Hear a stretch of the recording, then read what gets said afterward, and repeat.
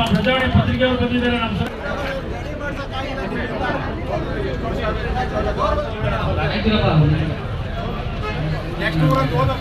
ಈಗ ಜಿಲ್ಲಾ ಮಟ್ಟದಲ್ಲಿ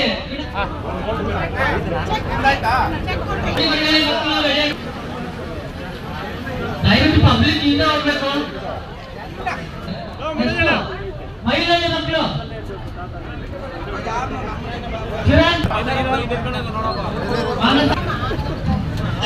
ನಮ್ಮ ಅಧ್ಯಕ್ಷ ಹೇಳಿದ್ರು, ನಾವು ಪಂಚಾಯತಿ ನಮ್ಮ ಫಾರ್ಮೇಶನ್ ಆಗ್ತಿದ್ದಂಗೆನೆ ಇಮಿಡಿಯೇಟ್ ಆಗಿ 2021ಕ್ಕೆ ಇಡೀ ಪ್ರಪಂಚದಲ್ಲೇ ಕೊರೋನಾ ಎಂಬಂತಹ ಮಹಾಮಾರಿ ಬಂತು. ನಮ್ಮ ಅಕ್ಕಪಕ್ಕದ ಗ್ರಾಮ ಪಂಚಾಯತಿಗಳಲ್ಲಿ 80 ಸಂಖ್ಯೆಯಲ್ಲಿ ಸುಮಾರು ಜನ ಮರಣವನ್ನು ಹೊಂದಿದ್ರು.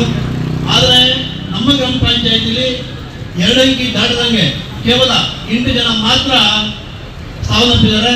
ಅದಕ್ಕೆ ಕಾರಣ ಏನಪ್ಪಾ ಅಂದ್ರೆ ನಮ್ಮ ಎಲ್ಲ ಆರೋಗ್ಯ ಇಲಾಖೆಯವರು ಹಾಗೂ ಅಂಗನವಾಡಿ ಹಾಗೂ ಆಶಾ ಕಾರ್ಯಕರ್ತೆಯರ ಆ ಸಹಕಾರ, ಅವರು ತಮ್ಮ ಜೀವನದ ಮೇಲಿನ ಅಂಗನ್ನು ತೊರೆದು ನಮ್ಮ ಗ್ರಾಮ ಪಂಚಾಯತಿ ಎಲ್ಲ ಪೇಷಂಟ್ಗಳನ್ನು ಉಳಿಸಿದ್ದಾರೆ. ಅವ್ರಿಗೆ ಈ ಸಂದರ್ಭದಲ್ಲಿ ನಾವು ನಿಜವಾಗ್ಲೂ ನಮ್ಮ ಪಂಚಾಯತಿ ಕಡೆಯಿಂದ, ನಮ್ಮ ಎಲ್ಲ ಸದಸ್ಯರ ಕಡೆಯಿಂದ, ಗ್ರಾಮಸ್ಥರ ಕಡೆಯಿಂದ ಅವರಿಗೆ ನಮ್ಮ ಕೃತಜ್ಞತೆಗಳನ್ನ ಸಲ್ಲಿಸಬೇಕು. ಹಾಗೇನೆ ಅವ್ರ ಬಗ್ಗೆ ಇಷ್ಟೇಳು ಸಾಕಾಗಲ್ಲ.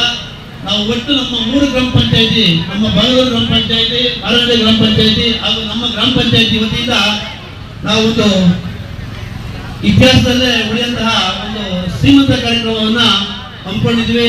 ಸುಮಾರು 330 ಜನ ಹೆಣ್ಣು ಮಕ್ಕಳನ್ನ ಒಟ್ಟಿಗೆ ಸೇರಿಸಿ ನನ್ನ ಸಹೋದರಿಯರಿಗೆ ಎಲ್ಲರ ಸಹಕಾರದಿಂದ ಅದ್ದೂರಿಯಾಗಿ ಒಂದು ಶ್ರೀಮಂತ ಕಾರ್ಯಕ್ರಮವನ್ನು ಮಾಡಿದ್ವಿ.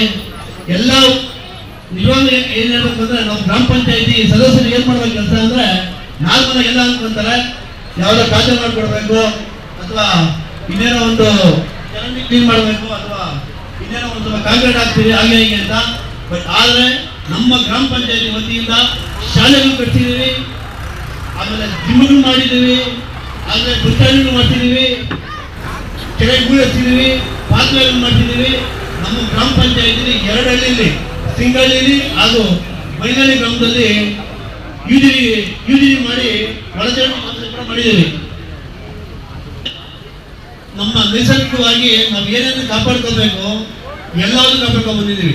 ಅರೆಬಂದೂರು ಗ್ರಾಮದಲ್ಲಿ ಸುಮಾರು ಒಂದು 30,000 ಗಿಡನ ಮಿಯಾವಾಕಿ ಕಾನ್ಸೆಪ್ಟ್ ಅಲ್ಲಿ ನಾವು ಸಮಾಜವನ್ನ ರಕ್ಷಣೆ ಮಾಡಲಿಲ್ಲ ಅಂದ್ರೆ, ನೈಸರ್ಗಿಕ ವಸ್ತುಗಳನ್ನು ರಕ್ಷಣೆ ಮಾಡಲಿಲ್ಲ ಅಂದ್ರೆ ನಮ್ಮ ಮುಂದೆ ಸಮಾಜ ಉಳಿಯಲ್ಲ ಅನ್ನೋ ಒಂದು ಕಾನ್ಸೆಪ್ಟ್ ಇಟ್ಕೊಂಡು ಸುಮಾರು ಒಂದು 30,000 ಗಿಡನ ನೆಟ್ಟು ಪರಿಸರದಲ್ಲಿ ಕೆಲಸ ಮಾಡಿದ್ದೀವಿ.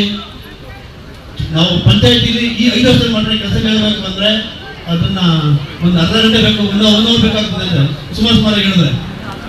ನಮ್ಮ ಈ ಎಲ್ಲಾ ಕೆಲಸಗಳು ಮಾಡಲಿಕ್ಕೆ ಸಹಕಾರ ಕೊಟ್ಟಂತಹ ಎಲ್ಲ ಸದಸ್ಯರು ಹಾಗೂ ನನ್ನ ಗ್ರಾಮ ಪಂಚಾಯತಿಯ ಎಲ್ಲ ಮುಖಂಡರಿಗೂ ಕೃತಜ್ಞತೆಗಳು. ಹಾಗೆ CSR